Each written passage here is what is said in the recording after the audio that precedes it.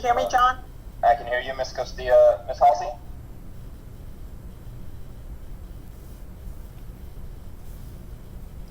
Yep, I'm here. Okay, Ms. Cantu, can you hear that? Not quite here, Ms. Cantu. You probably have to, here, I'll unmute you. There you go. Ms. Cantu? I can hear you. All right, we're getting there. Ms. Villapando? Okay, still can't hear. And Mr. Arredondo? I'm here and I can hear you, John. Okay, great. So I believe Ms. Villapando is still working on her audio, and I do not believe Ms. Hanson is on yet.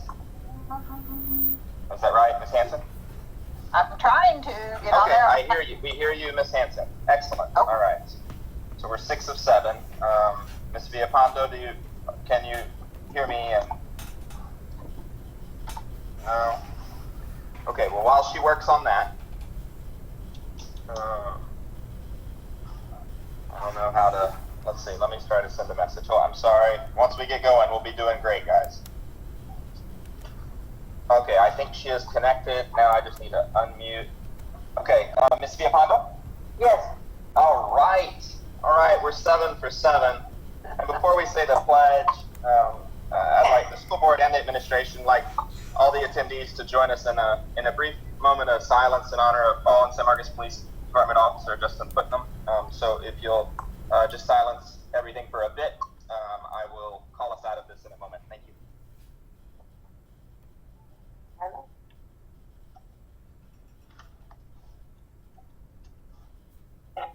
Okay, thank you very much. We'll now say the pledges and proceed. I'll try to lead this. I pledge to the flag of the United States of America, and to the republic for which it stands, One nation, under God, indivisible, with liberty and justice for all. Texas flag. Flag. I pledge allegiance to thee, Texas, one state, under God, Under one, God, indivisible. indivisible. Okay, that takes us to our public forum. We have I received nothing in the way of public comments this evening, so we can proceed to the superintendent's report. Mr. Superintendent? Mr. President, members of the board, thank you very much. First, Mr. Hernandez is going to run, and hopefully he is sharing his screen with y'all right now. And I apologize, I just realized as we were doing this that you're not going to be able to see the first page of child nutrition. Just to give you an update that roughly we're at about, if you want to go to the next slide, Mr. You can't really see that, but what you will notice is we have about 44,000 meals, breakfast and lunch, and I'll send this to you tomorrow morning. I'll send the PowerPoint fixed up. And just a couple of themes that I want you to notice is, at the end of the month, you'll notice it was a lot larger at end of March and then the first week. But then I think as people got resources, we dropped about 1,000 meals, breakfast and lunch daily. But, we predict that's going to spike again towards the end of the month, and it'll go back up to that 1,600 meals. This number, if you can go to the next slide. So this includes our meals that we're delivering at Mendez, Travis, the high schools, CM Allen and Allen Woods. But also, this does not include the school fuel partnership that we have that shows up. They show up to the 3 nights on Friday, and they deliver food. In addition to that, transportation figured out a way. This says 10 SUVs, but this Friday it'll be 11 SUVs delivering to 90 plus families and about 300 students that are the families that parent liaisons and principals identified, and with that, school fuel goes with them, Hayes County Food Bank goes with them, and 2 weeks of learning packets. Also wanted just to highlight the partnership with the Daily Record. They didn't have use for their newspaper, and so Mr. Hernandez was able to procure some of these. These are at the high school, and we have, as you can see, pre-K-12 lessons. These were put out Sunday by Dr. Louise Mills and Mrs. Fowler. So they cover the periods of April 20th through May 1st. And then they've begun, the team of instructional coaches has begun working on May 1st through the 15th. And hopefully we can get all the way through the 22nd with the learning packets. A little update on technology. Not much has changed. Our biggest thing that Mr. Hubenak is working on is, as you can imagine, as the need arises, the hotspots.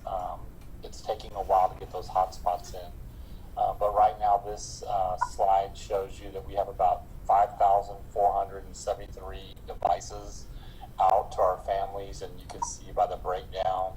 And then you can see the device checkout just since spring break by campus, about 1,524 devices. And then Bonham has 22 devices that are not reflected on this report. So it's about 1,546 total devices that they have issued. And then on the bottom, you see about 583 calls that are student parent hotline calls.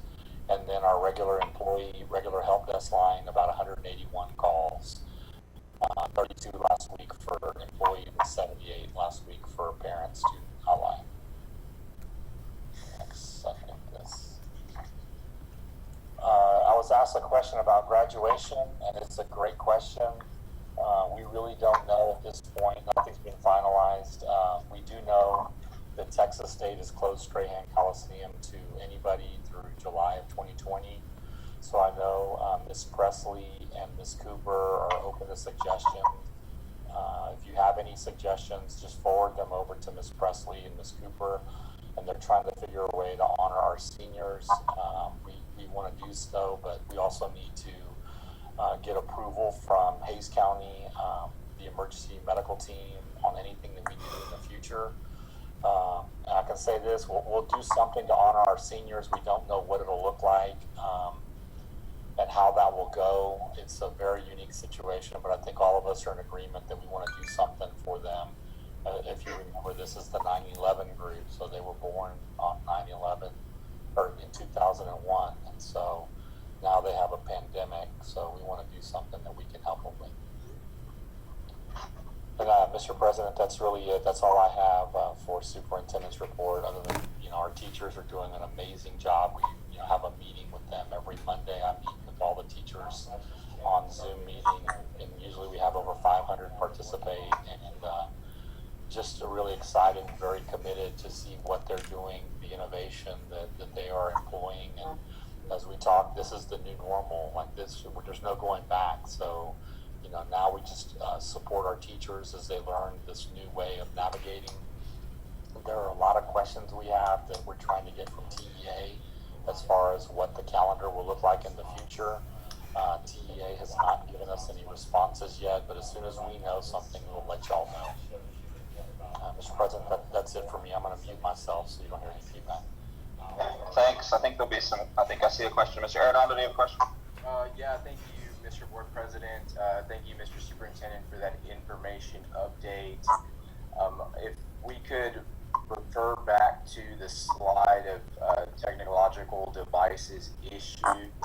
I know when we received this update at our last board meeting, I believe, there was information regarding families who had, requested an additional hotspot. Do we know why those families would have requested an additional hotspot individually? Just thinking of why that might be, I would assume it'd be because they are experiencing, Wi-Fi issues, whether it's like running slow or lagging. So I didn't know if the ISD had some type of formalized follow-up as to why some families have requested multiple hotspots.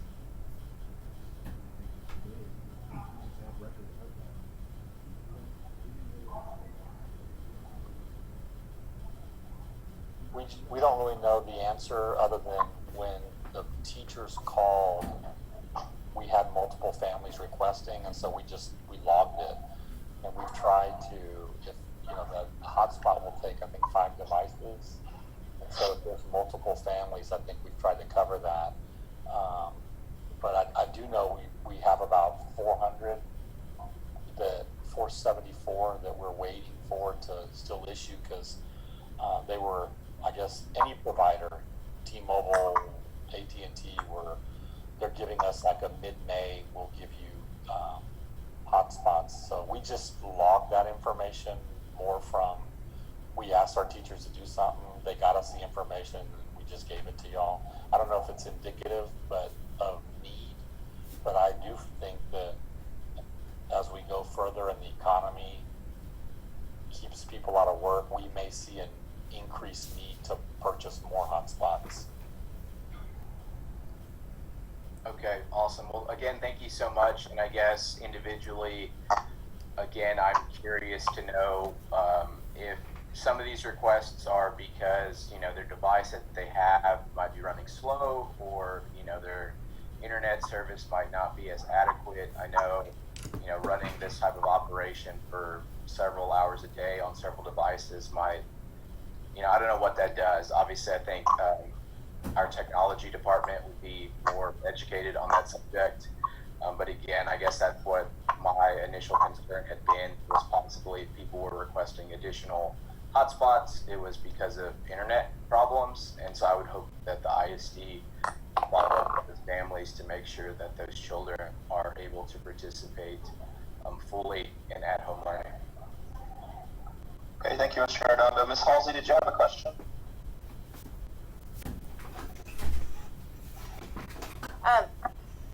Thank you, Mr. Superintendent. I really appreciate everything that the district is doing, the child nutrition staffs and the transportation and maintenance, the way that they've ramped up the delivery of food to our families and our students is great. And I know I can see the work that the teachers are doing every morning in my living room. So the teachers are just, phenomenal. And I know how much it means to the kids to have them as another trusted adult in their life that they can check in with and have an exchange with during these very unsettling times. I really appreciate that. So I have one question though, and it's about the packets that are going out to elementary school students and middle school students. There was that change in the way that we were doing lessons, right? From the Google Classroom primarily to the packets. And so how is the information from the packet getting into the Google Classrooms? Is that something that Learning and Curriculum is supplying to all teachers? Is it coming from each campus? Like, how is that happening? Because I feel like some of our teachers are have more training in Google Classrooms than others. I can speak to that. This is Nicole Dre. And thank you for your question. So the packets are designed to mirror the Google Classroom lessons. So what you get, if you choose to pick up a packet, the information there is also what is being presented in the Google Classroom. Our Educational Technology Department has provided and is continuing to provide intensive support for teachers to transition to Google Classroom. It's been something that's been around for a couple of years, and so some folks have been using it, whereas others are just now dipping their toes into the water. So we're helping teachers along with that. We transitioned the packets to be in digital form. They're more Google Classroom friendly than the first round, so that we're trying to make a seamless transition for teachers to be able to take that content and deliver it through their Google Classrooms as well. So we want to make sure that the content and the method of delivery is as equitable as possible for all involved. That's great. Thank you. Yeah, no, that answers my question. Thanks so much. I think that it is much more equitable. And I think that, there's a nice, at least my children's classrooms that I've seen, they're the required assignments, which I think are appropriate, and then the additional activities and resources I think are also super helpful. So thanks. You're welcome. Mr. Superintendent, I have one follow-up on graduation. Do we have a means of hearing from the senior class itself? Since it's their graduation, I would support, as long as we can pull it off safely, whatever they as a group thought most appropriate. Do we have a means of visiting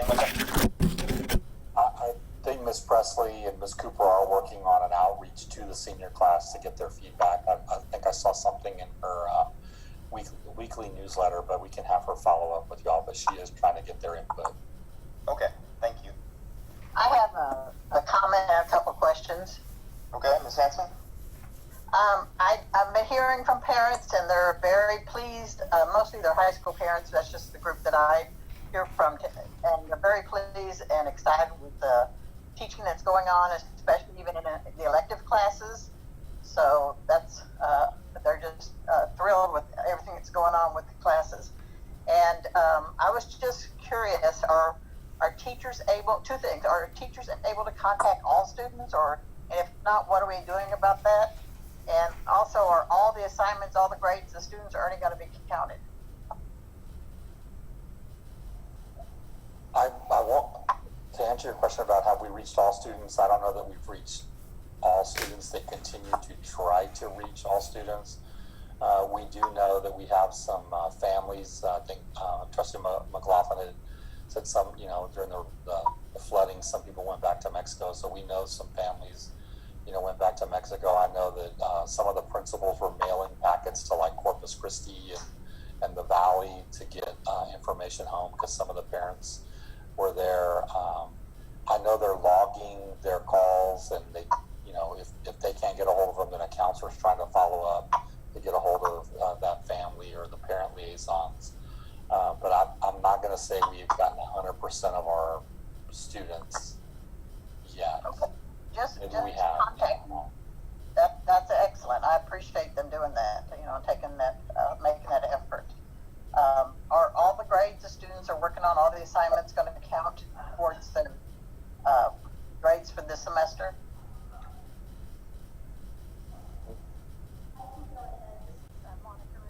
I can go ahead and discuss the grading guidelines now as the question. Oh, okay. Yeah, we're dropping right into that. That's item 6A1, Ms. Hanson. So once we complete the superintendent's report, that'll be the next thing. And Ms. Ruiz-Mills, in the meantime, if you can maybe work on your mic or something, we had a hard time hearing you.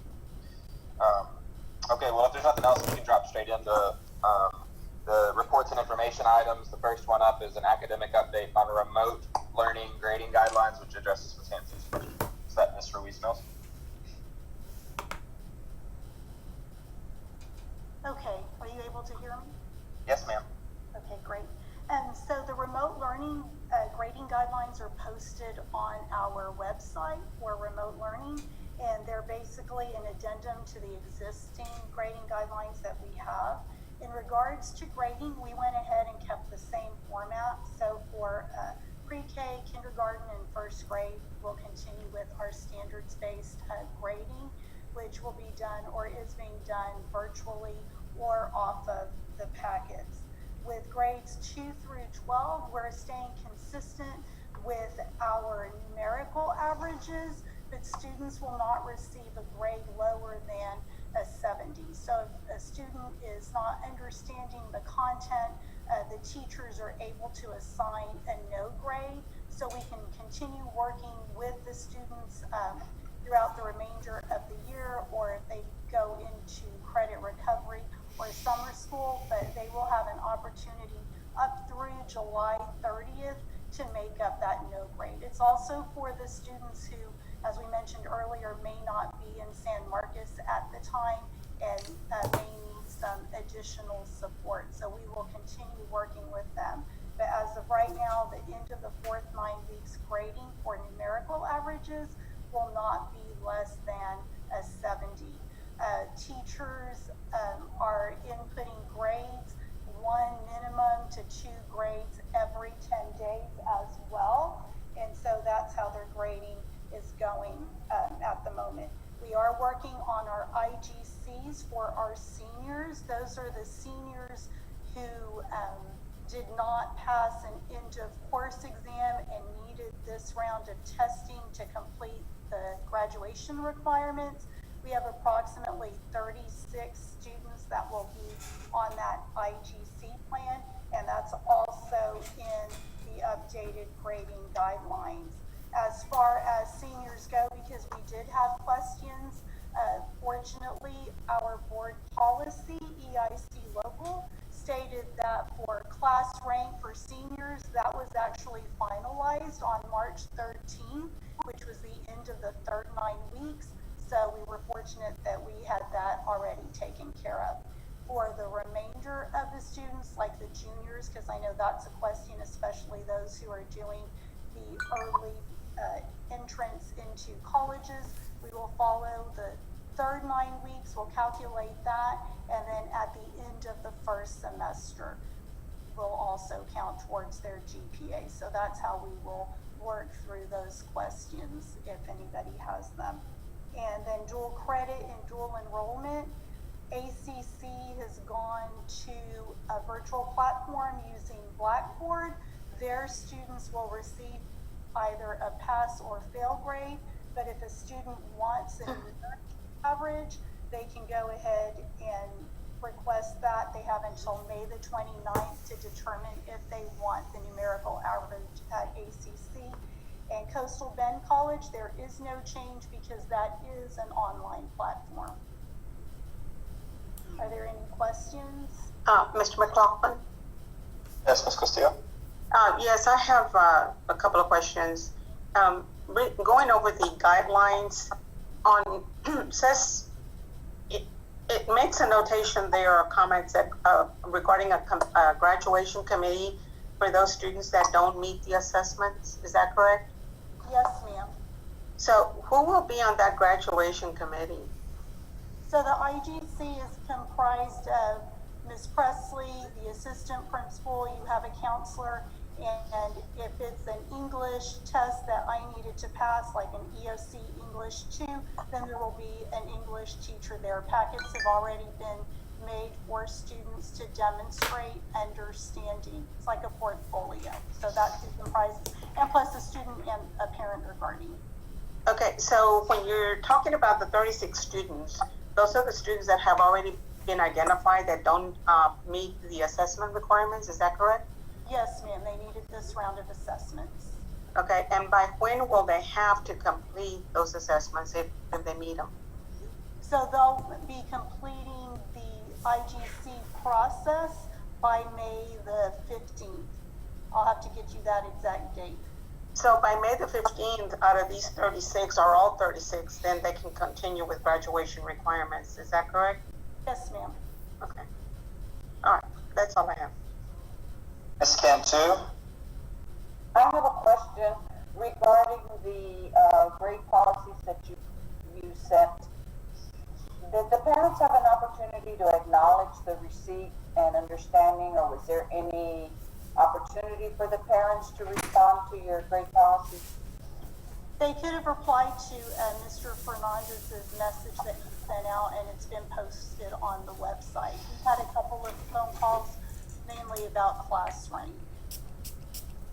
Okay, I was just concerned that they went out and that not all parents understood, or I know that you had a big section in Spanish, but I was concerned about those parents who may have had some questions and how if y'all were working with those parents.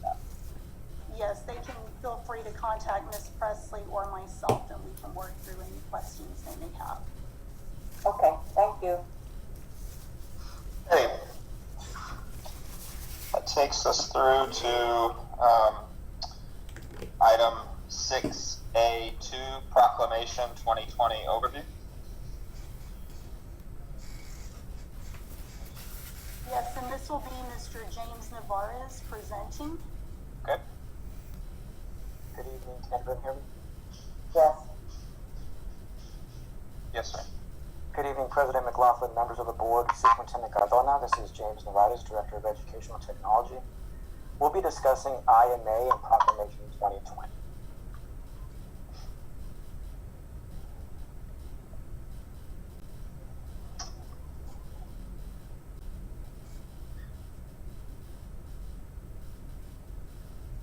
IMA stands for Instructional Materials Allotment. It was established in the Chapter 1 of the Texas Education Code. It's funding provided by TEA to allow districts to purchase instructional materials without impact to operating budget. When the legislative session ends, districts are given allotment of funds for the biennium. districts have access to the allotment through a TEA platform known as EMAT. My responsibility is to help facilitate the process for choosing the best materials for the district and to ensure that the state IMA monies are allocated appropriately. Our biennium began last year with Proclamation 2019. The board approved the purchase of Fontes and Pinnell for K through 5 English language arts and reading, Benchmark Education for K through 5 dual language, Spanish language arts and reading, and McGraw-Hill Study Sync for English language arts and reading for 6 through 8. The focus of Proclamation 2020 is English language arts and reading for grades 9 through 12 and English as a second language for grades 6 through 12. The state adoption process begins when the State Board of Education makes revisions to existing TEKS or adopts new TEKS. The State Board of Education issued Proclamation 2020 at its April 2018 meeting based on the new English language arts and reading TEKS. This is a high-level look at our adoption timeline. So we started in October with an instructional materials procedure overview for San Marcos High School, and then we established a campus committee in addition to our district committee. In November 2019, we started ordering publisher samples and scheduling publisher presentations so that when we got back after Christmas break, we could have those. So January 2020 through February 2020, we had publisher presentations, and we began to review, or the campus committee began to review all of the different materials. At the tail end of February, we finalized those preferred materials, so basically the top 3 platforms, and we had a quote-unquote bake-off where campus committee and members of the district committee met, and we had each publisher present their materials, and then we graded each one of those based on our internal rubric. In March 2020, we received all of those different submittals from the high school on the rubrics that they graded. We had our DBIC presentation, and earlier this month, we had a digital community display for the materials, where we had an open WebEx session that was open to the public, so anyone in the greater San Marcos community could connect and get information about the materials. And that brings us to now for our board presentation. Hopefully we'll have an approval of the proposed materials. Campus committee was well-rounded. We had an assistant principal, ELA academic dean, instructional coach from the ELA, ESL instructional coach, and we had 1 teacher representative from each grade level for English language arts. The district committee was consistent with what we did last year. Multifaceted approach from TLA, Deputy Superintendent, Executive Director of Renovation, Director of Bilingual Services, Special Education Services, Professional Development, RTI, Information Technology, AVID, and then of course, instructional coach. These are the 4 primary products that were reviewed. Study Sync by McGraw-Hill, My Perspectives by Pearson Education, Springboard ELA by College Board, and Into Literature by H&H. When we began to investigate materials, the first goal, Andrew, can you go back? Sorry. When we began to investigate materials, the first goal was to make sure that 100% of the TEKS were covered. Committees, we also used the edreports.org. It's an independent nonprofit with the goal of improving selection process for instructional materials. They rate all products based on 2 domains, text quality and building knowledge. So those materials that did not cover 100% of the TEKS were ruled out. If they did not fare well against edreports to provide a cohesive digital platform, they were also ruled out.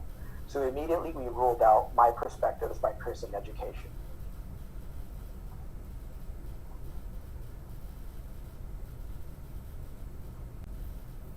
This is a table that shows different domains for our internal rubric. There are 7 different domains that we use to score. Organization of text, student work, student reflection and analysis, teacher work, assessments, digital resources, and English learner support. Each member of the campus committee completes a rubric, and then we aggregate those scores. So what you see there are aggregate scores broken down by domain and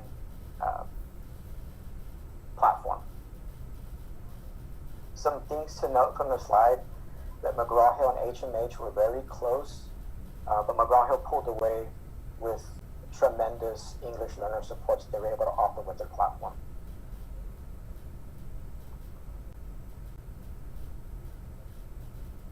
This slide shows the top 3 products for review.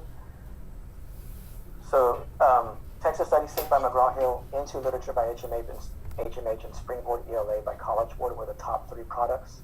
McGraw-Hill's internal score that the campus committee gave was 667 points. Their Ed Reports grade for text quality is 32 out of 32, and for building knowledge is also 32 out of 32. HMH rubric score is 633. Their Ed Reports grade for text quality is 28 out of 32, and for building knowledge is 32 out of 32. And then Springboard ELA's rubric score is 288, and their Ed Reports grade for text quality is 31 out of 32, and building knowledge is 32 out of 32. So after hours of discussion, feedback from middle school teachers, and information gathered from edreports.org, the San Marcos High School Committee made their decision on the product of choice. Texas Study Sync by McGraw-Hill is the platform of choice for academic and pre-AP courses in grades 9 through 12. And McGraw-Hill's language and composition product are the platform, and together with McGraw-Hill Study Sync, are the platforms of choice for AP English 3 and AP English 4. Some things to note, McGraw-Hill offers a dynamic digital platform with weekly current event updates, numerous supports for English learners, a vast catalog of curated lessons. We also know that not all students read at grade level. Study Sync can scaffold down to a second grade level if needed. In addition, McGraw-Hill Study Sync at SMHS will not only give high school ELA teachers access to 9 through 12 content, they'll also have access to 6 through 8 materials. Likewise, at the middle schools, the 6 through 8 grade teachers will have access to the 9 through 12 materials. So you see a really good vertical alignment there. With that said, we still have the option of purchasing and utilizing Springboard ELA materials should the need arise. What you see on your screen right now is a demo site for McGraw-Hill. Should you find yourself bored over the next couple of weeks, you can browse to my.mheducation.com, utilize the username and password there, and you'll be taken to the demo site so you can familiarize yourselves with the digital platform. I guess we'll open it up to questions now. That's the end of the formal presentation. Okay. So I do not have any. I'm waiting for the screen to shift back so I can see the others. Just as a reminder to my colleagues, I can't. We're muting people during presentations so we don't get as much feedback as the last meeting.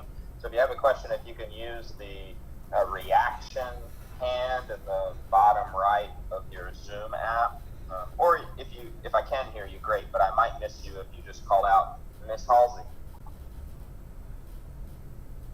Thanks. So I just want to understand, are we not using Springboard then in the fall? It was recommended by the campus committee to not move forward with Springboard. We have the option of purchasing Springboard ELA as an ancillary product. Okay, then my next question is in terms of our professional development with the new materials, given that we are not going to be in session for the remainder of this year, how do we plan to roll that out and ensure that everybody's trained on it? And is there going to be a backup plan in case we find ourselves still meeting online in August? District instructional coaches have been utilizing the product for over a year now, so they're very seasoned and understand the platform very well. McGraw-Hill has been very accommodating, and they actually just reached out a little bit earlier today to let us know that they will do whatever it takes to get our teachers trained. So whether that's several Zoom sessions or distance learning approaches, we can accommodate either of those. Thank you. Okay. Any other questions on this presentation? Okay. Seeing none, we can, thank you, James. We can move into the construction update. Good evening, Board President McLaughlin, Trustees, and Superintendent Cardona. Mr. Hernandez should be queuing up our presentation this evening.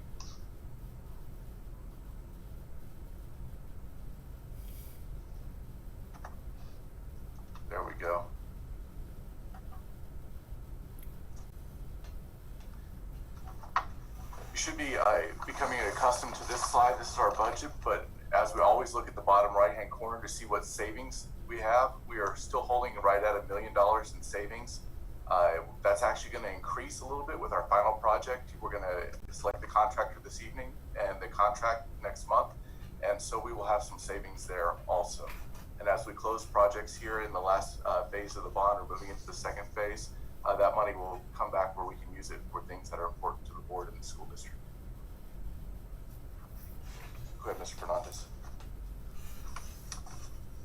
This slide hasn't changed much. We are carefully watching the substantial completion date for the high school. We'll talk more about that in just a moment, but that is the next domino to fall on this sheet. And then as to our projects, we spoke about this previously. The non-conforming roof lines at Travis, Crockett, and Bowie are the final issue to resolve. We have spoken with the contractor, with the architect, and with our legal representation, and it is in the district's best interest to allow the contractor to come in and repair these roof lines. This situation makes that possible. Cadence McShane is projecting to start in May and finish at the end of July for this project. And again, those are 3 roof lines. At Crockett and Bowie, it's actually a really simple fix. At Travis, it's a little more complex and it requires several different craftsmen due to the nature of the building it's attached to. In our STEAM building, we're about 3/4 of the way through a punch list of 800 items. All areas are accessible and available for students if we had been here. The remaining items are largely cosmetic. In the auto lab, we still have to install 2 sinks. In the collision lab, we have to work with the paint booth manufacturer. And in the construction trades, we're still getting the dust collection system complete. But that is progressing quickly, and we hope to finish that by the time we talk next in May. You can see outside they moved into landscaping, and the site work and the concrete is actually starting to come together and look pretty good outside that building. But Andrew. Miller, again, does not look like that quite yet. This project was actually hardest hit by the shutdown. The phasing had it right at the point where they were going to bring in some heavy machinery, and the subcontractors were really hesitant to do that, not knowing if they were going to be shut down and then unable to use it. With the clarifications last week from the governor, we are back up and running, but we are behind on this project and it does need to catch up, and that's something we're watching very closely. Mr. Fernandez, if you can go to the next slide, we can see what's been completed. And we're moving towards pouring a foundation, moving fiber lines, and demoing different areas of the building right now. I've got some pictures of that on the next slide.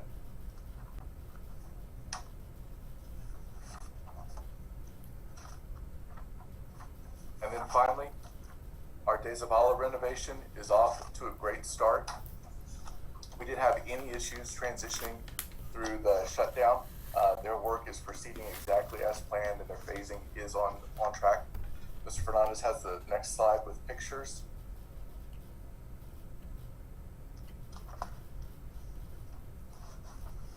And then this evening, we will bring you the bids and a contractor for your approval for the Goodnight project. It's small. We expect to complete that this summer. And again, we keep talking about closing out projects. And the last step, once we get a final payout from the contractor to the architect, it gets certified to us. This evening, we're going to bring you Hernandez as a bond project. We're going to bring you CDC, which wasn't a bond project, it's general fund. And then next month, we plan to bring you Rodriguez. And we are progressing quickly to close out these projects that are complete now.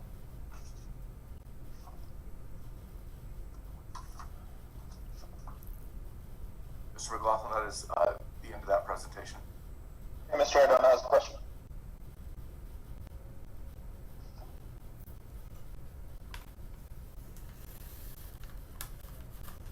Okay, I'm sorry, Mr. Ardona, not proceed. Yeah, Mr. Bart answered the question after I had raised my hand. Thank you. Fair enough.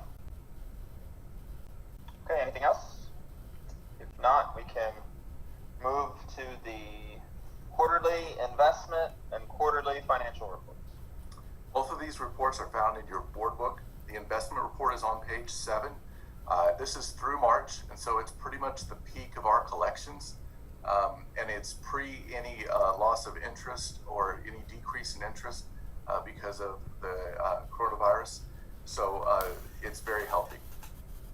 The only thing I would point out to you on page 12 in the quarterly financial report, if you want to take a second and turn there. Again, this is through the end of March. Our revenues to date this year actually exceed our budgeted revenue. So we are doing a good job. We're by the end of March, we've already reached our revenue target, and things are on target to be better off than the $8.3 million deficit. Okay. Thank you. I see no questions in this item, so we can move into the minutes on the consent agenda, but I'm going to have to break those out by request of a trustee because we had various attendants at various meetings. So if whomever has looked over these and is prepared, I'll entertain a motion on the March 9th and then the March 19th and then the March 27th separately. I move that we approve the March 9th minutes. Okay. I'll second. Motion by Hanson, second by Hernandez. All in favor? So, raise your hand. I can see it. Okay, and abstaining? This is Ms. Cantu. Okay, so that carries 6-0-1.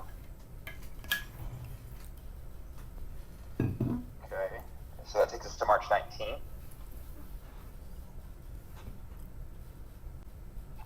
Do I have a? We can do these together, actually. If someone wants to make a motion to approve March 19th and March 27th, we had the same attendance at both meetings.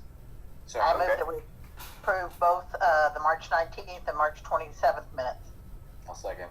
Okay. Again, a motion by Hanson, second by Hernando. All in favor? That is all of us. Okay, super.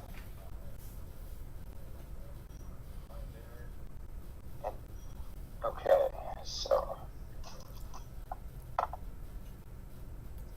takes us through Romans 7 into now items for action. Consider approval of budget amendments, which is item 8A and on page 23 of the board book. Yes, sir. We bring you two budget amendments. They're both related to COVID-19. The first is for an additional allocation of hotspots. And the second is to buy repair parts for devices. You saw how many we have checked out, and we anticipate having to repair quite a few to keep them functional. And so we're being a little proactive, asking for that money and making that additional purchase that wasn't budgeted. Okay, Ms. Halsey? Thanks. So can you just remind me how many hotspots we've bought with the purchase of these 100? How many we bought at the beginning of the year? How many we bought last month? And then what the total will be with this 100, please? I'm going to defer to Mr. Hubenak if he would pick that up. He briefed us this morning at Cabinet, and I don't want to say it wrong because his work is impressive. Trustee Halsey, we own 200. We own 250. We bought 500. 100 came in. 100 are coming in, and we're waiting on 400. Wait, so sorry. So we bought 250 at the beginning of the year. We had 250 hotspots. Right, that was from a previous one that we had authorized the purchase of. Correct. Right. And then in March, we authorized the purchase of another 500. Yes, ma'am. And then tonight, we're being asked to authorize the purchase of another 100. Correct. Great, thank you. I'm so proud of this initiative, and I'm so proud of the district having the foresight to embark on this project several years ago, which has put us in a really great position, I think, an enviable position across the state to have these mechanisms already in place for our students. So that's great. Thank you. Okay. Mr. Board President, I'm going to make a motion that we approve the budget amendments as presented by the administration. Okay, I to second that motion. So we've got a motion by Hernandez, second by Cantu. All in favor? Hanson, I'm going to assume you are. I can't see your hand, so if you don't yell at me, I'm just going to, you're coming with us on that. 7-0. Okay. All right.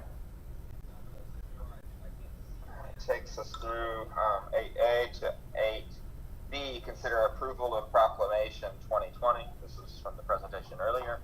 And it's on page 27 of the board book. Mr. Board President, I'll make a motion that the board approve Proclamation 2020 as presented by the administration. I'll second that. Okay, motion by Hernandez, second by Cantu. Seeing no questions, all in favor? Aye. Again, 7. Which takes us down to item 8C. Approve the contract with Seidel Construction in the amount of $1.565 million for renovations at Goodnight Middle School and authorize the superintendent to execute the same. Mr. Barton. Yes, sir. You'll find the supporting documents on page 29 of the bids that we received, what those were, and then the rankings of the committee below. And Seidel is the best value to the district being recommended to the board.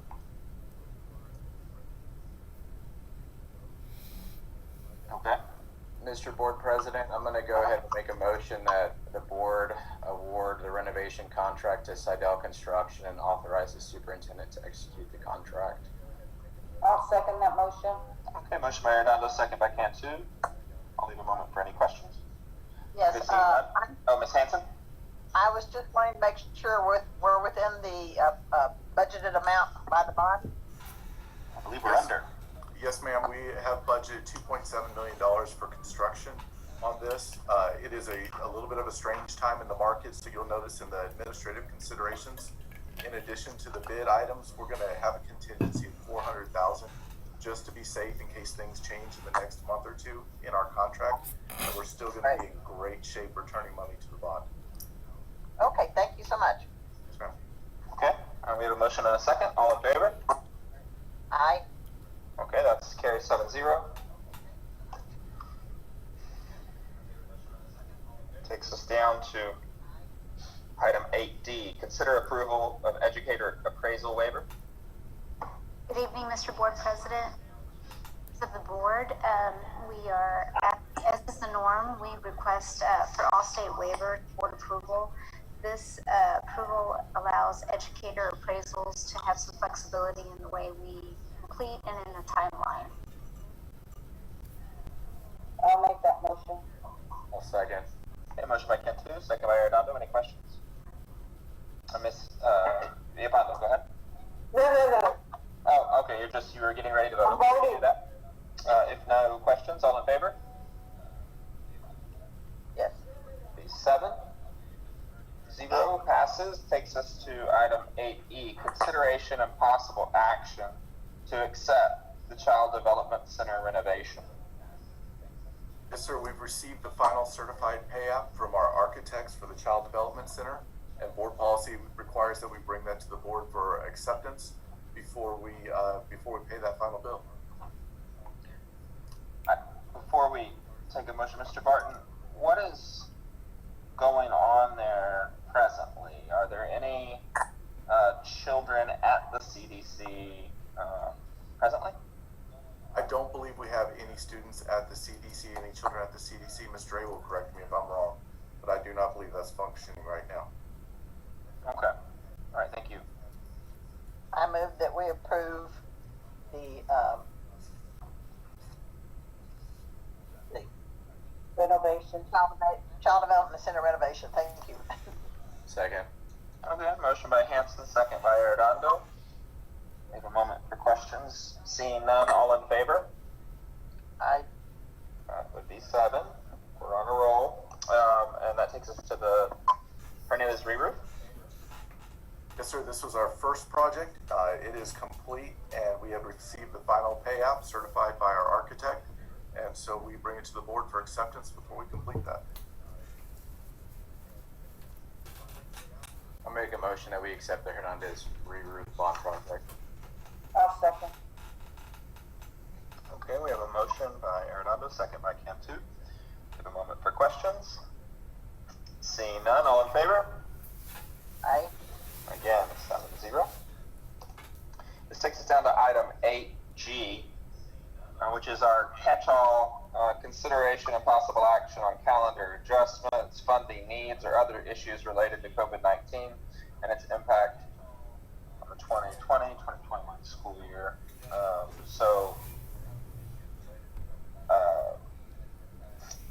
I have carried this over from meeting to meeting, and the "and" is supposed to be inclusive, meaning it could be action for 1920 or 2020-21 under the broadest reading of that. So I understand there may be some things trustees have with regard to COVID-19 questions or carrying forward issues. I do not expect an administrative presentation on this board item.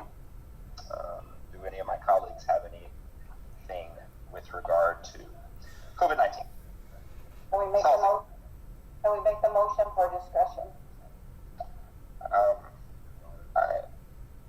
I think once a motion's made, we can discuss. I think Ms. Halsey had one. She had raised her hand. Okay. Ms. Halsey?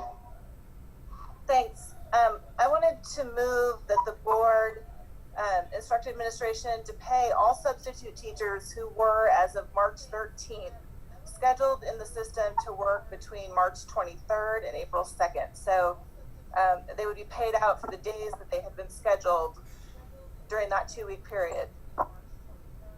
I'll second Trustee Halsey's motion. Okay, we have a motion and a second. Discussion? How many teachers would this mean? Okay, let's give Ms. Cantu, and then I think Mr. Cruz has something, but Ms. Cantu, go ahead. How many teachers would this be? I don't have the number on that. The superintendent or Ms. Bynes had it? Dr. Bynes?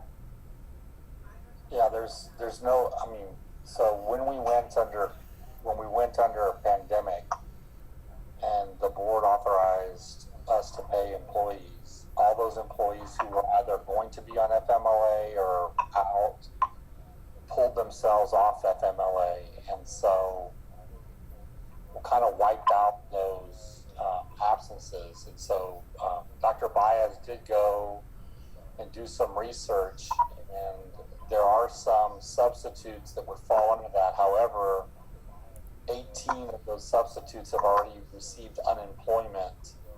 And what makes this difficult is, there are some subs that sub only for us, but there are subs who sub in other districts.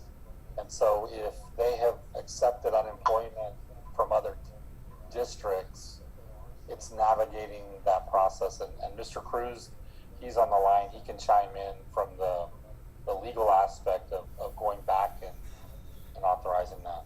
And I'll put myself on mute. Okay, I just wanted to, first of all, I guess, let you know that this type of, payment of substitutes is nothing new. This is something that we've been dealing with other school districts that want to not just include the contract employees, but the non-contract employees, including substitute teachers from payment due to the COVID pandemic. Unfortunately, though, you have the Constitution that specifically prohibits school districts from paying back pay retroactively. You can say, like Ms. Halsey wants, is to pay substitute teachers because there's a public purpose in that in terms of the employee morale, and those same type of justification we use for other employees, but it has to be done prospectively, not retroactively. So the motion can be allow for payment of substitute teachers moving forward from today on, not backwards.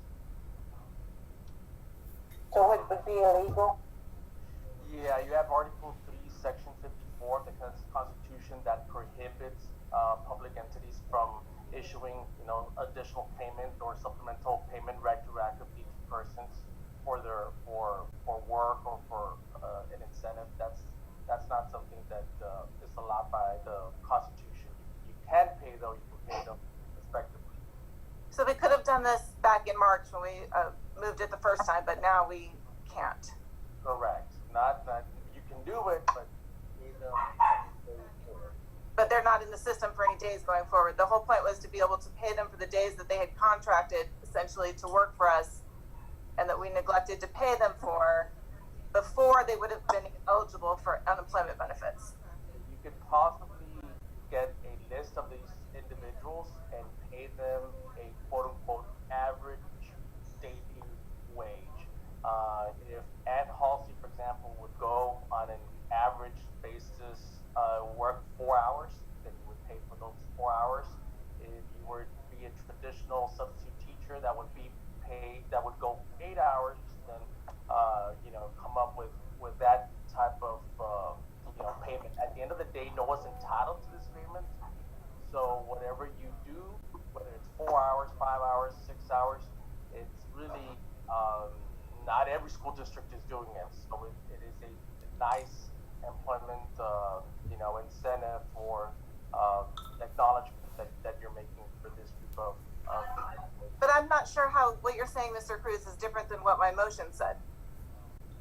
Well, I just want to make sure that your motion would be payment of substitute teachers prospectively, not retroactively. You can pay for tomorrow, but we can't pay for 2 weeks or 3 weeks that have already passed. So we would have to go back into the system, find out how many teachers were signed up for those 2 week period, and then say that we want to pay them in advance, suggesting that they would be, but then that would disqualify them for the unemployment because it would specifically overlap with the unemployment benefits. That may be the case. That may be the case, but I think that once, if you pay them, for example, for a period, not sure whether you want to pay them for a week or 2 weeks. I wanted to pay for the 2 weeks that they contracted for prior to us closing down the schools. So anybody who was in the system as of that Friday before schools were closed would be paid for whatever days they had signed up for in the 2 weeks, the first 2 weeks when we reopened, and that they weren't getting paid for because of the closure. Right. And they were not yet eligible for unemployment benefits. So it would be those, that list of employees would be paid for under the assumption that they would work for the next 2 weeks, or starting tomorrow and 2 weeks thereafter. Right, but that just seems. That has been would have been done. Okay, then I have a question to the administration on what we have done thus far to support and or communicate with our substitute teachers.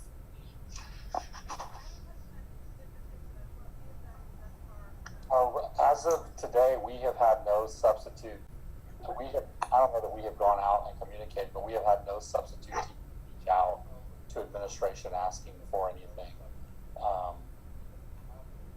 But if we sent them a notification explaining that we were closing, that their assignments were canceled, that then they would be eligible when they became eligible for unemployment benefits, did we explain that to them? Did we give them that information? I don't know that we did do that because it happened so fast, but we don't have, we were trying to take care of our staff, our teachers and our custodians, and I know that we didn't have to send out information. That was not in our thought processes. If somebody typically has a question, irregardless of whether it's COVID or whatever, we expect as an adult that they call HR to ask us, hey, we have this happen a lot. Substitute shows up to the campus, teacher decides to cancel the job, but the substitute shows up. We honor that obligation. We pay that substitute because the other adult, the teacher, didn't cancel it in time. And so we do work out arrangements, but typically those substitutes will call HR and say, hey, I showed up, or I went to the high school and was told to be here, and then they canceled. And we're like, well, we have a duty to pay you, so we're going to pay you. But we didn't send out a message to our subs like that. That's probably a process we want to put in place for future pandemics, but we just didn't do it. So, the easiest way to solve this is if you know people, have them contact HR, and like Mr. Hernandez, we're working on the census stuff, and so we could put them to work out at the Travis, at Mendez, at the high school, passing out in a safe manner census information and pay them a sub rate in the future. Like Is that not something though that we can communicate to the entire sub base and explain that that opportunity is available? I think we can communicate it, but then if we have 180 subs show up, you know, you're going to make it incumbent on HR to track down who's collecting employment, and that's, I mean. No, that lies on the sub. That's on the individual to report into their unemployment office, not on us. Correct, but that's really what you know, once we put that in motion, somebody's going to have to monitor it. And we have had, unfortunately, we have had some subs and or teachers who are working in two different places and collecting. You can't do TRS from two different districts, and we've had that happen. But that's not the district's responsibility, is it, Mr. Cruz? On what exactly? On monitoring whether or not individuals are double dipping from two different state funds. No, that's not our responsibility. No, we just communicate with TRS and TEA and all those people and Texas Workforce Commission. Like, I understand that you know this is a completely unpredictable experience and that we can't cover for every extenuating circumstance, but I also am disappointed in the way that we have managed and treated a group of people that many of whom have worked for the district previously and in full-time capacities for years, and many of whom others, like, we count on them to show up to be able to reinforce our own teachers when our teachers are getting professional training. We count on them to be able to fill in on long-term assignments when teachers have to go out for whatever reason. And so they have real connections with our students, with our staff, with our district. And I think that, you know, I really wish that we were able to do something more or anything than we have done at this point. It's very frustrating to me. Mr. Hernandez, thank you, Mr. McLaughlin. Mr. Superintendent, and I guess this is a question for Dr. Baez and Human Resources. Is there a separate pool or list of names of substitute teachers that the ISD has, like, as preferred substitutes for long-term assignments? Like, if a teacher notifies the ISD that they're going to be out for 6 months, is there a list of folks who we would ask or who we were confident in that could take that responsibility on? Campuses probably have that. HR does not keep a list of preferred because it's strictly controlled by the campus. So the campus principals and administration and all, they have their preferred candidate list. Okay, individually, I would be interested in getting that information from those campuses as far as what our long-term sub applicant pool, if you will, looks like. And similarly to Trustee Halsey, this board had the opportunity to support these individuals at a previous meeting, and, you know, democracy prevailed and that, you know, amendment wasn't passed, and I understand the rationale behind that. But like Ann said, you know, we rely on these employees in particular when these long-time assignments come up, and it's unfortunate the way things panned out, but, you know, I guess that's just how it goes. But, you know, moving forward, I want to make sure that at least in you know, future instances when long-term sub assignments might be impacted, we can communicate with those individuals. Well, I think at the time, if you remember, you know, I agree with everything y'all are saying, but let's put it in perspective. We have 189 subs, 180 plus subs. We're talking about 10 subs who met the criteria, I think, that Ms. Halsey asked for, that had over 100 days. 5 of them were retired teachers and 5 were not. So we're already talking about singling out a specific set of 10 to whatever the number, we don't know what the number is. But initially the conversation was around working 100 days or more. And that really went down to a few. And then of that few, you had 5 of them.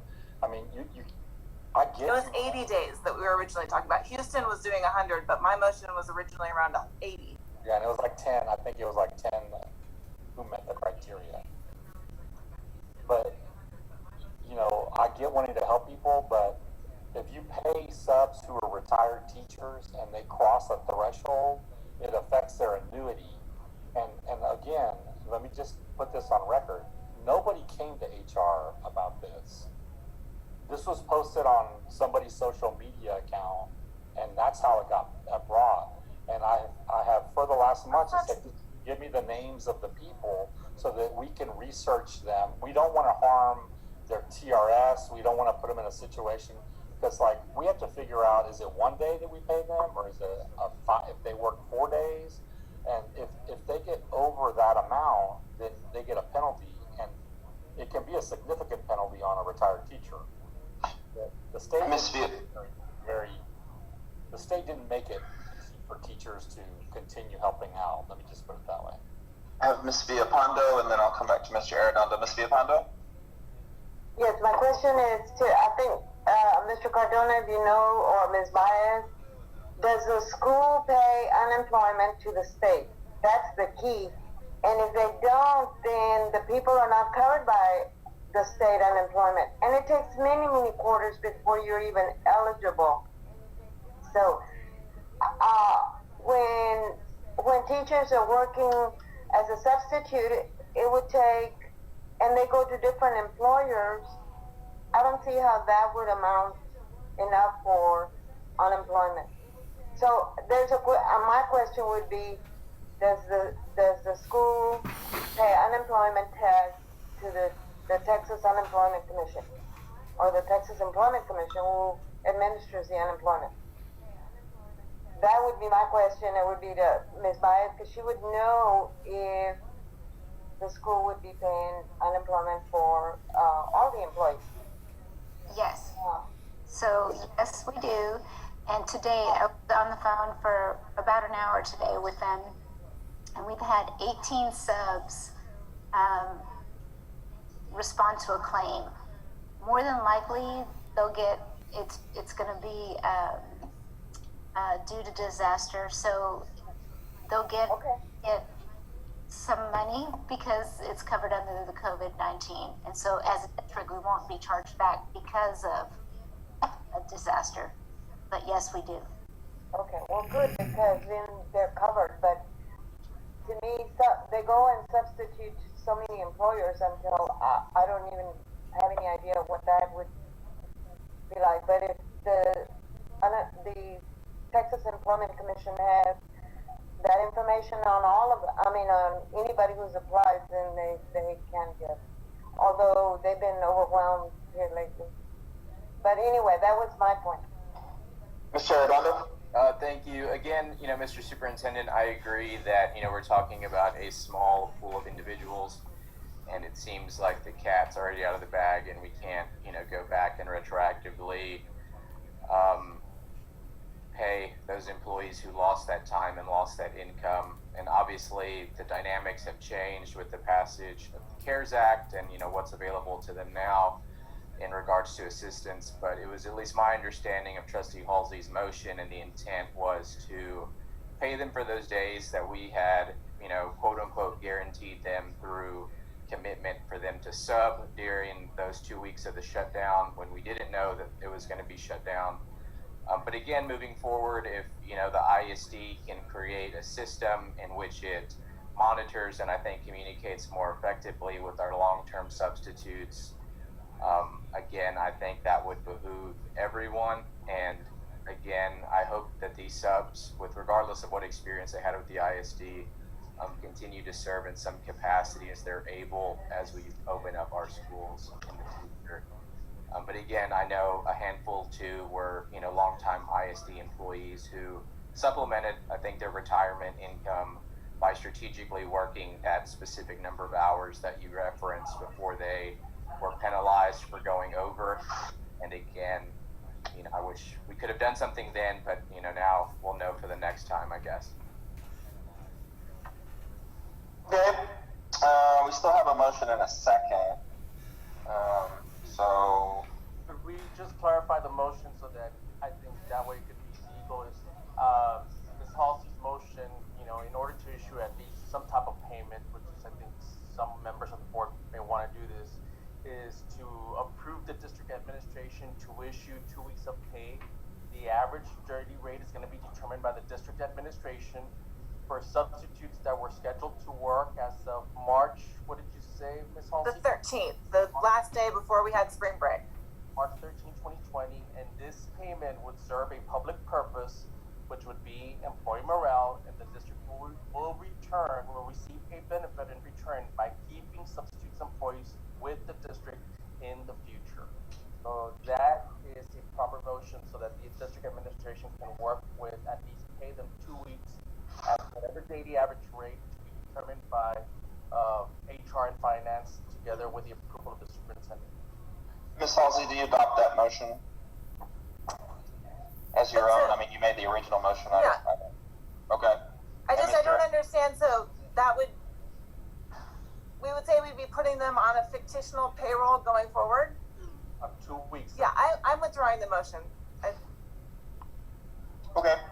Ms. Halsey's withdrawn her motion. We don't have anything to vote. Are there any other items with regard to COVID-19 in this general category? Okay, seeing none, we can move into executive session. But before we do, Mr. Superintendent, can someone help us understand how this is going to technologically function? So, thank you, Mr. President. So what we're going to do now is remove everybody into a waiting room, except for the board members. Let's see, the first two items are. I saw Nolan. Yeah, sorry. There's been a couple dog appearances. I'm sorry. Let me see. Let me go. Let me make sure I read this right. So Mr. Hernandez is going to remove everybody other than board members, Mr. Cruz, and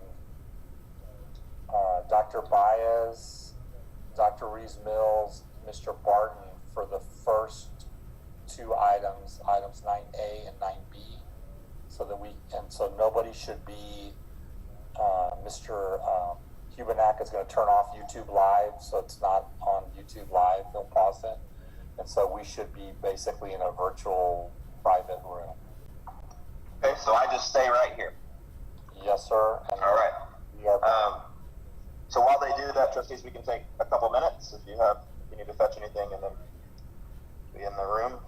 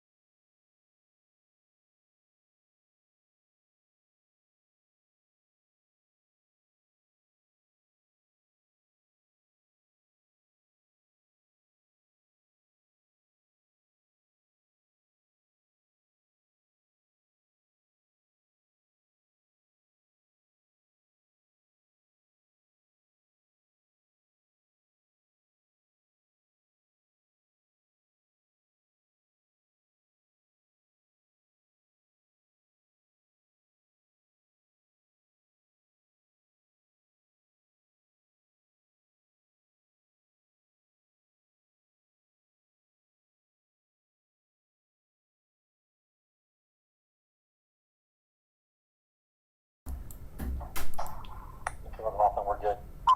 All right, let's just wait for Ms. Halsey, Ms. Cantu to make it back. Ms. Hanson, are you still there? I'm still here. All right, so. I'm still here. Okay. I'm still here.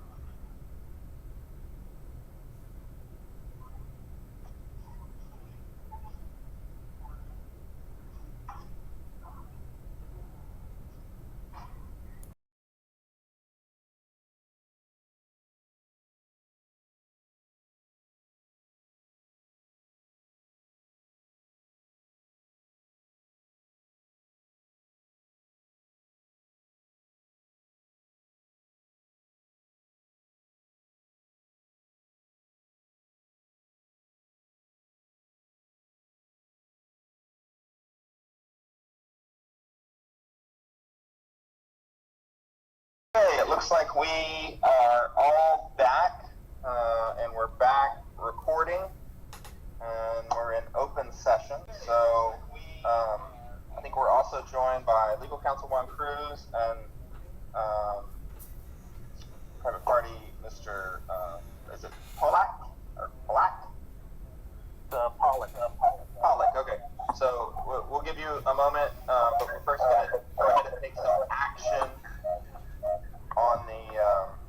I'm hearing a lot of feedback, so if you can mute if you're not talking, but we're going to take. I'll entertain motions on the administrative contracts and teacher contracts that we discussed in closed session. Ms. Villalpando? I move that we approve the administrator contract renewal. I second. Revised. Okay, motion by Villalpando, second by Cantu. All in favor? Aye. Ms. Hanson as well, that's 7. Okay. I move that we approve the teacher and other professional personnel contract. Motion by Hanson, second by Cantu with regard to the teacher and other professional contracts. All in favor? Aye. All right. Again, 7. Okay, that carries us to our last item of the night. Mr. Pollack has a idea, concept he would like to discuss with the board and share with the community regarding property the district owns on LBJ. I believe, I guess we'll turn it over to him.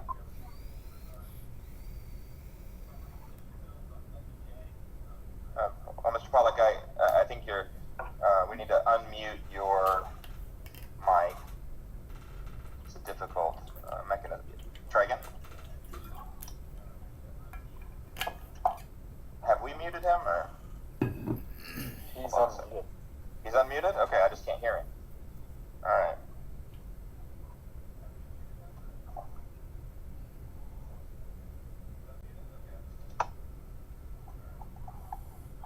He's connecting, I see.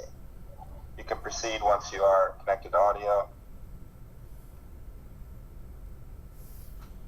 And I think Andrew has the presentation. So I don't know if you can load that, Andrew, as you did the others.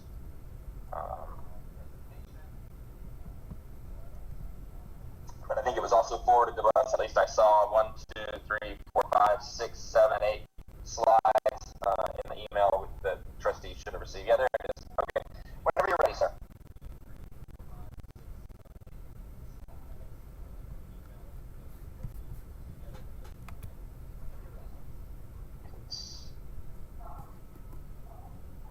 All right.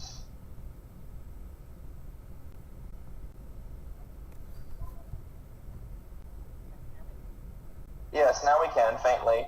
If you'll speak up, I think that the headphones help. Go ahead.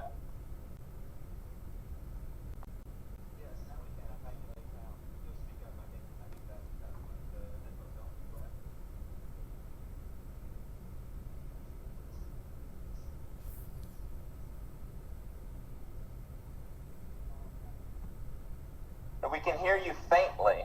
I can hear you faintly in my headphones.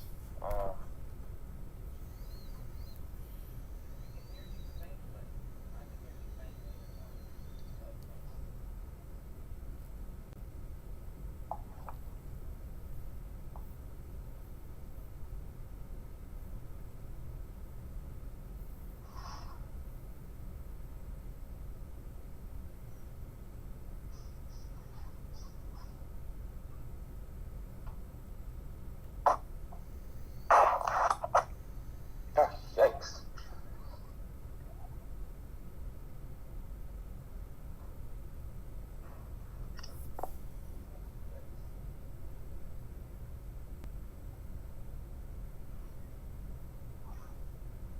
Mr. Pondo, do you have some? I see your hand. Yeah, you can hear me, right? Yeah. Yeah. He's in, John. I don't think it's our stuff. It's not muted and it connected to audio. I think he was trying to dial back in after having some technical issues. Miss Halsey, did you have something besides to tell us that you couldn't hear? Yes, please. Can you tell me in which email this presentation was sent to us, because I don't see it? It's the same one with the memorandum from Juan Cruz. There were 3 attachments at the bottom, or 2 attachments, I'm sorry. It was April 18th at 11:03.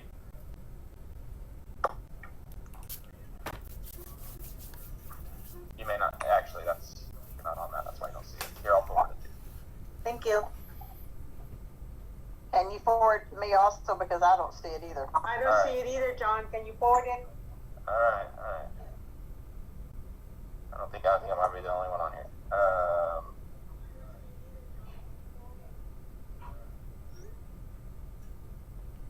I got Mr. Cardona's memorandum from Juan Cruz this morning, but Okay. that's the only information I have. Okay. I resent it just now, so, or I sent it, I have not sent it before. I sent it, you'll get the memorandum again, and then the attachment's the second, presentation's the second attachment at the bottom of the email. John, did you send it to my Google account? Is that where you sent it? I don't know, just the first one that came up, let me look. Ann Halsey at smcisd.net, Richard Hansen at Gmail, Lupe Castilla at Yahoo, Clem.cantu at smcisd.net, and Margie.viapondo at smcisd.net.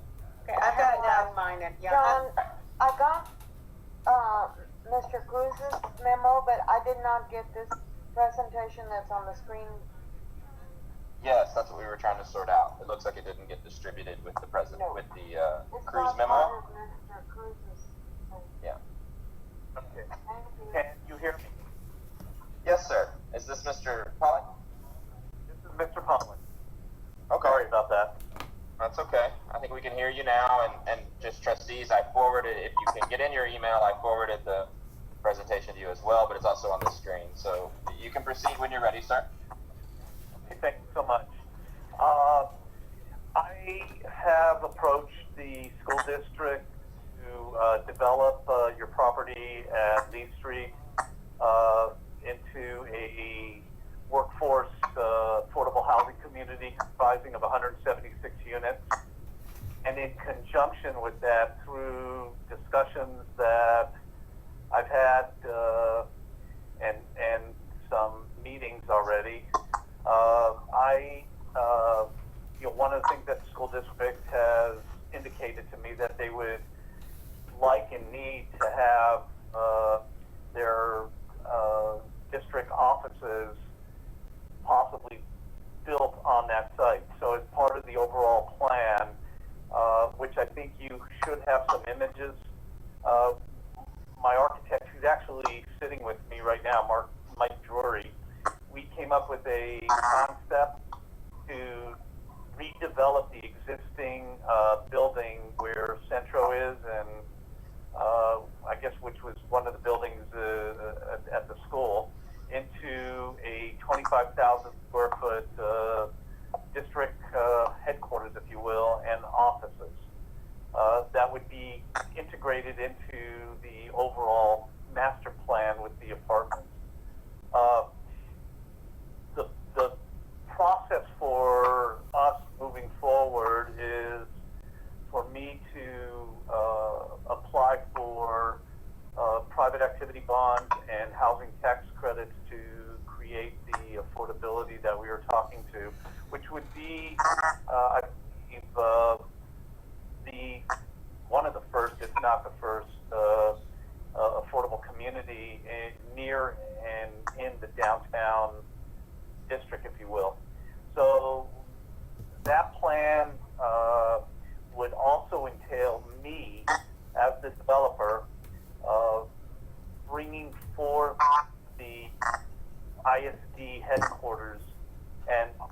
for you,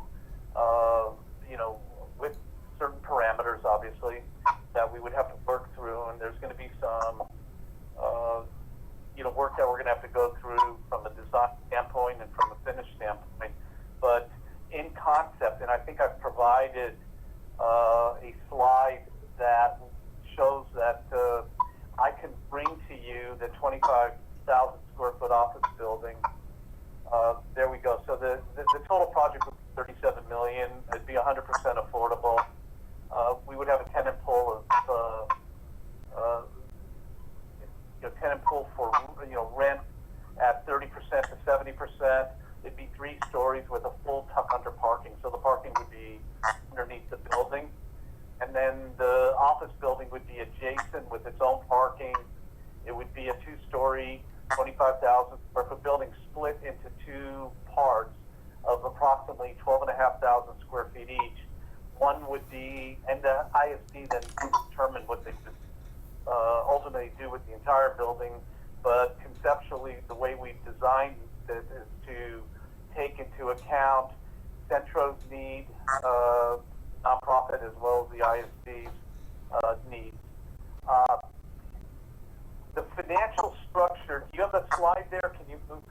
So my proposal here would be to pay for the entire office space with full improvements, incorporate into both my debt and equity structure, and then the ISD and our partnership, because it would be a partnership, would enter into a lease agreement where the ISD would pay an annual lease, but they would also share in the cash flow that's being generated from the apartments. So the occupancy cost would be, if you will, written down to a point where it'd be substantially less than what one would pay in the current market. And then I would donate $250,000 to Centro and include them as part of the social service program that we're required to provide to residents of the community annual basis. So I would, hire them or retain them to provide that service. Is there another slide? This is kind of an illustration that I put together so you can see what the rent structure would be, but at the end of the day, what your occupancy costs would be, and what's not being shown because I don't see it, at least because there's images of all of us in front of it, but the lease payment would be as shown, and again, this is proposed, of $291,851. The rental revenue would be, in the first year, stabilized would be what's depicted there, and then the net occupancy cost would be what's under the net column, which I'm not seeing right now.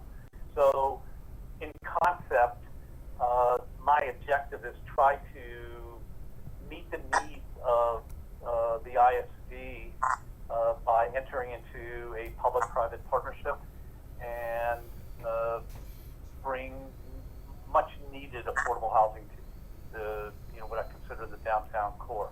Now, Mr. Cruz had sent me a lengthy response or email to the proposal either yesterday, the day before, or Friday or Thursday, in which the initial structure was going to be whereby I was going to incorporate the school building or the school offices, the district offices, into the financing structure. But after discussing it with my legal counsel, that would be somewhat challenging to do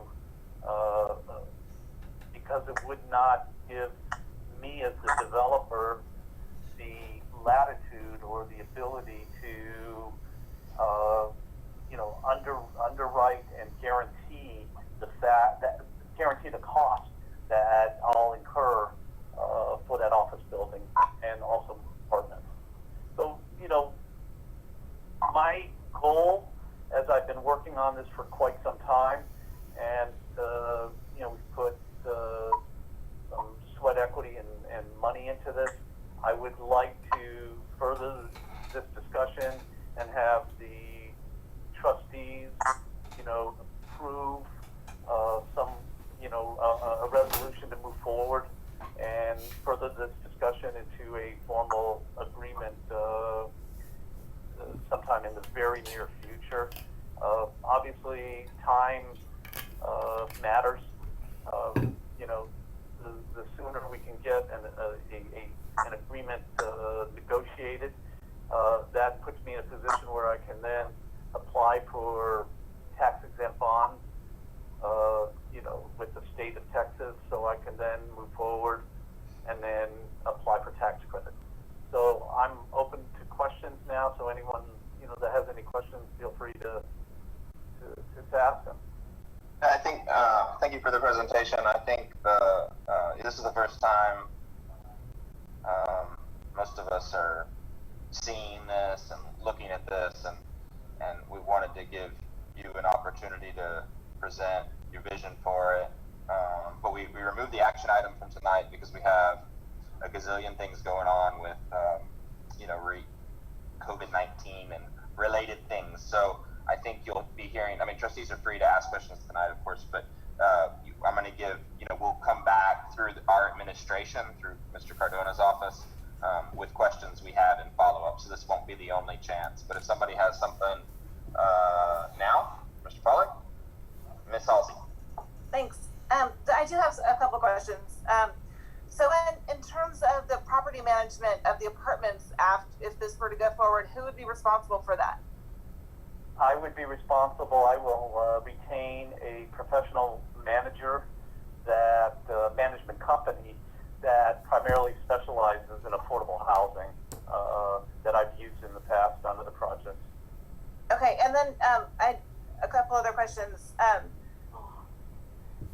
Can you send us examples of other work that you've done, and specifically any other work of this type that you've done, or if you haven't done work like this that involves community organizations, if you can cite any examples of places that this is currently a model that is working that we might look to. I can do that. Every project that I've been involved with is either a public-private partnership, working on numerous projects like this in the city of San Antonio. I have two going on in Odessa right now. I one in the city of Austin. I'm doing a project with the Travis County Corporation to bring affordable housing. Now, none of those have a commercial component to it. This is a little bit different, but it's also exciting for me to be, a part of, I hope, to bring, a mixed-use vision to the community that will serve the community, not only for the ISD, but for the residents that will ultimately live in this community, and then also Centra. No, it's very intriguing in lots of different ways. I'm also wondering what aspects of the project would guarantee that this would be long-term affordable housing and not a short-term affordable housing project. So what assurances and how would that be built in, both to the management structure and the rental agreements? So under the state rules, which is issued by the governor of the state through the Qualified Allocation Plan, which is QAP, it establishes that any affordable project such as this would have an initial 15-year affordability compliance period, but under the rule, we enter into an extended period for 20 additional years. So this community would have, at a minimum, 35 years of extended affordability. Okay. And then what I saw in the sketches is that you would take the existing Centro building and incorporate that into the larger complex. Is that correct? Yeah, so the idea is to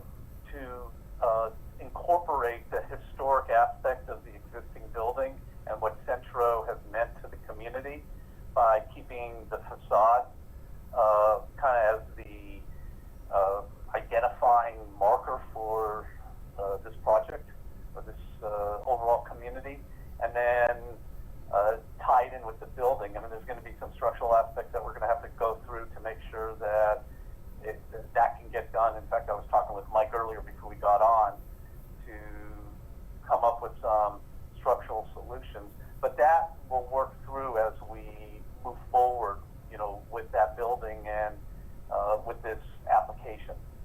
And then Centro would receive a one-time $250,000 payment, and then would they continue to operate in the same amount of square feet that they currently have? How would that, what are you envisioning for that? So that is going to be up to the school district.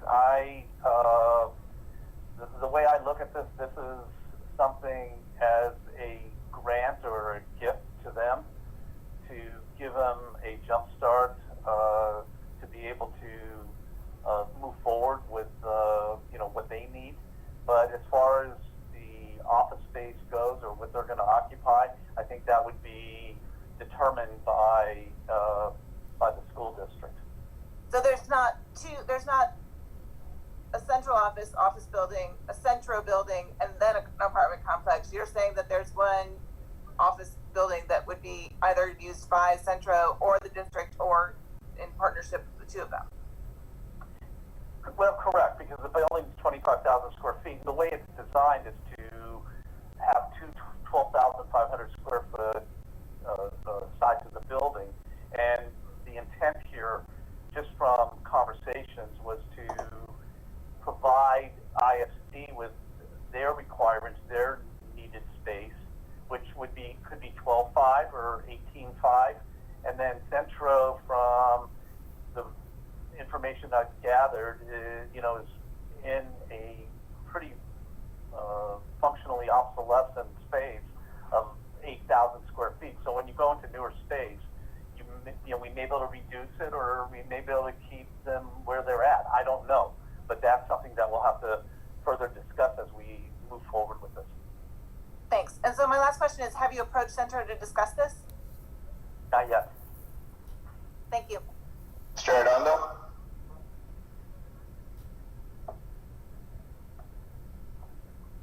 So I just want to clarify on this third slide, it's showing that at the completion of this project, if it were to move forward, the ISD would receive what is estimated to be a $4.8 million office space facility that reflects 25,000 square feet of office space, correct?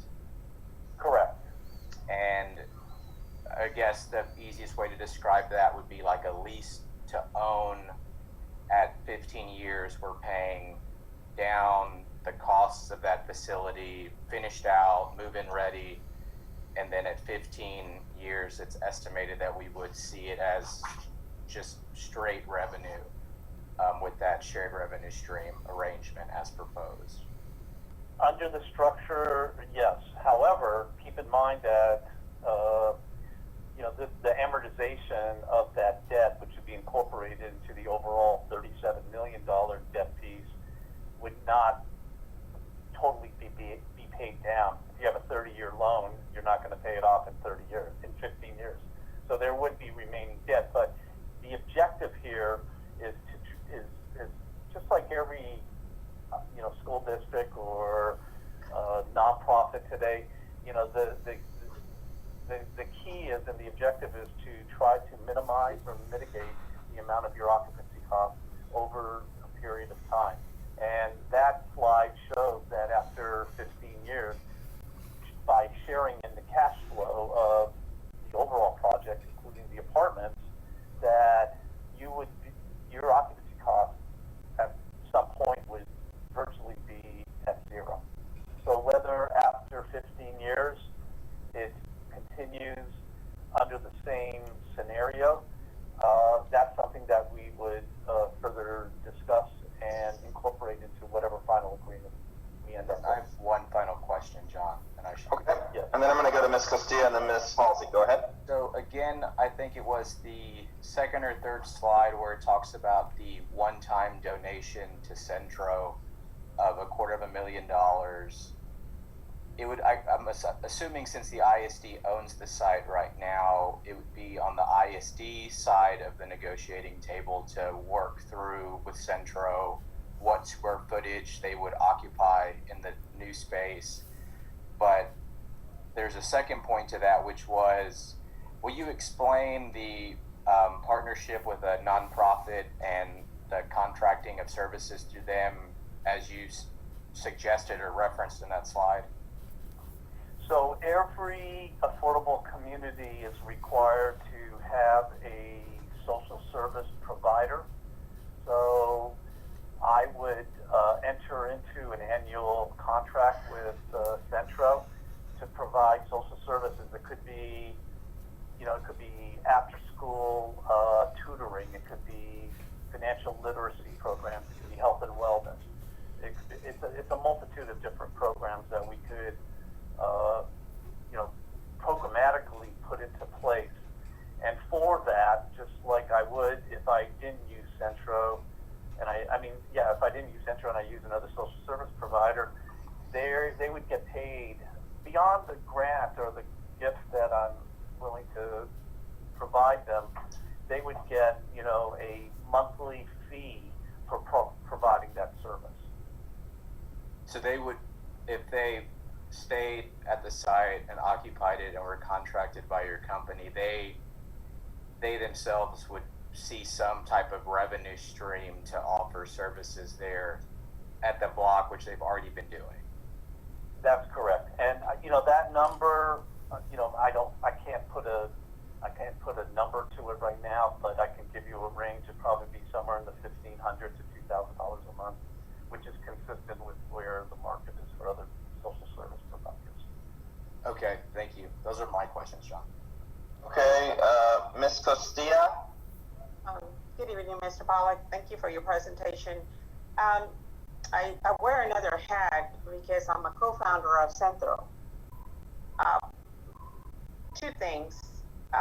When you're talking about 25,000 square feet, you're talking about it being either shared by the school district and Centro, or 3/4 of it by school district and 1/4 by Centro, but it would not all be towards central administration. Is that correct?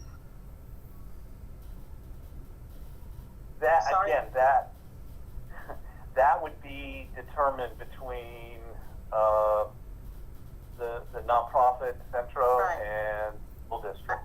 I understand. I'm just saying that 25,000 square feet you're talking about, if they decided to keep Centro there, some of that would have to go towards Centro with a question mark as to we don't know how much, right? It's not something that you're saying 25,000 feet all entirely to the school district unless they kick out Centro. Then we would have this. Sorry to cut you off. I don't think that's the intent. And again, I'm not speaking for the school district. I'm here making a presentation to provide a 25,000 square foot building to you.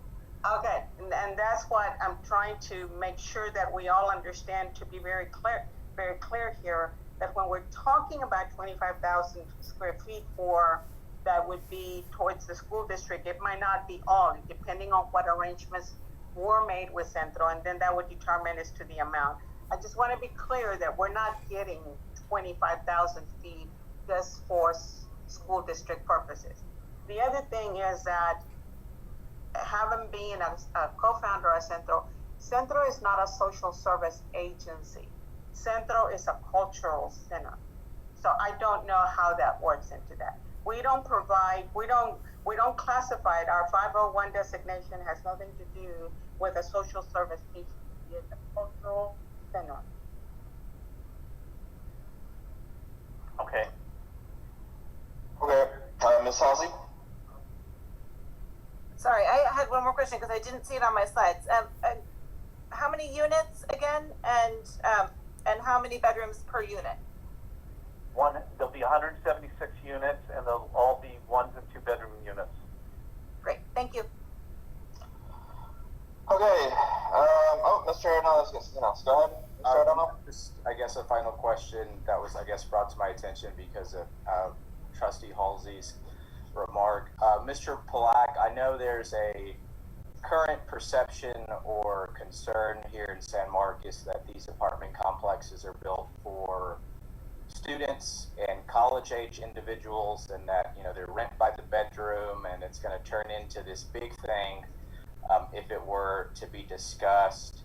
Will you explain, I mean, how these units are going to be laid out? I mean, is each bathroom going to, or each unit going to have its own bedroom bathroom that is more applicable to college students, or rent by the bedroom? Or how do we guarantee that if this conversation continued and this project was produced, that this isn't going to be a bunch of college kids that mom and dad are paying for their apartment? So the QAP, as I referenced earlier, prohibits students from occupying an affordable community. They have to, unless they are a graduate student and they have a job that they are working at. But each apartment, a one-bedroom apartment, will be that, exactly that. A one-bedroom apartment with a bathroom, kitchen, living room, and the same with the two bedrooms, two bedroom, two bath.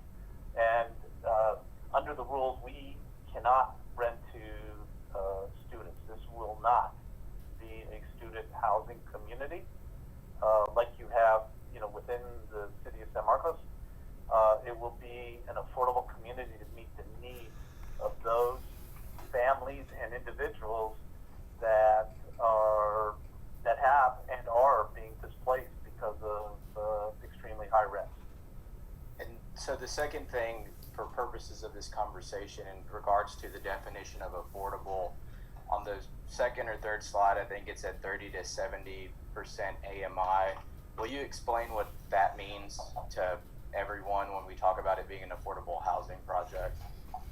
So to give you an example, HUD establishes the area median incomes on an annual basis, and that takes into account the county where each municipality exists.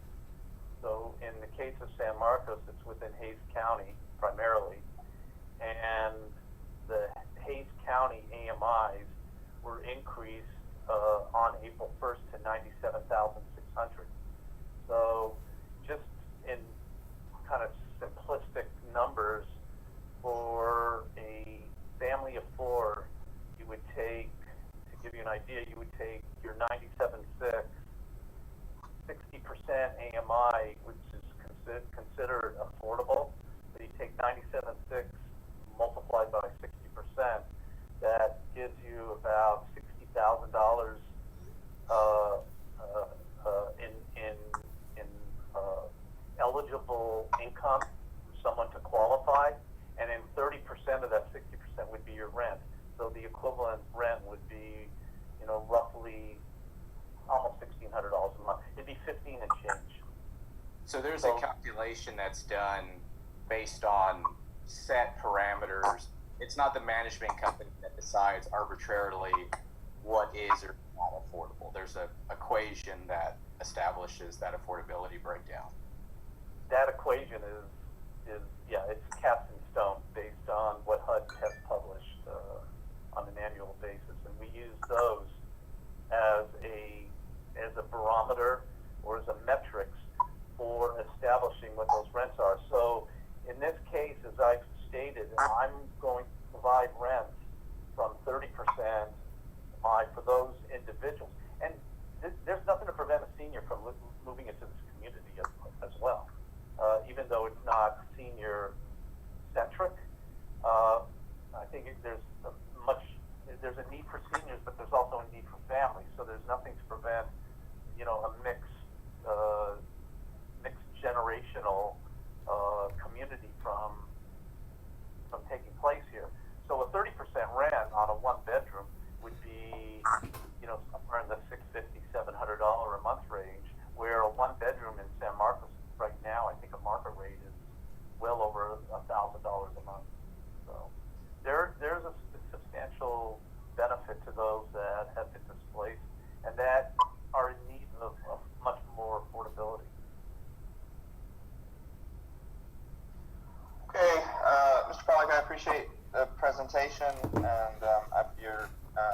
through the questions the trustees have. We're gonna, we're gonna send further questions. I'm sure people will have them, tomorrow, next week, or whatever. We'll collect those, and they'll come to you via the superintendent for you to provide some response, and then we'll determine from there the timing and appropriateness of re-agendizing an action item, but we'll communicate, primarily through the superintendent. Okay? Very good. I appreciate everyone's time. Look forward to